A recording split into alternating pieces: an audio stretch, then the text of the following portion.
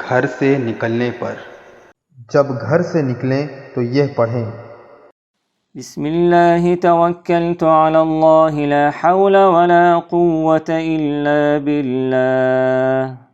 ترجمہ: میں اللہ کا نام لے کر نکلا، میں نے اللہ پر بھروسہ کیا، گناہوں سے بچانا اور نیکیوں کی طاقت دینا اللہ ہی کی طرف ہے۔ ترمذی۔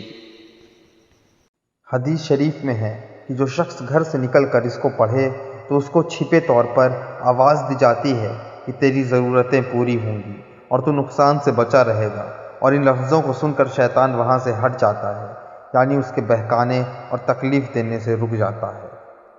ترمذی۔ اور آسمان کی طرف منہ اٹھا کر پڑھیں، اللہم انی اعوذ بک ان اضل او اضل او اظلم او اظلم او اجہل او یجہل علی۔ ترجمہ: اے اللہ، میں اس بات سے تیری پناہ چاہتا ہوں کہ گمراہ ہو جاؤں یا گمراہ کر دیا جاؤں، یا ظلم کروں یا مجھ پر ظلم کیا جائے، یا جہالت کروں یا مجھ پر جہالت کی جائے۔ مشکوٰۃ۔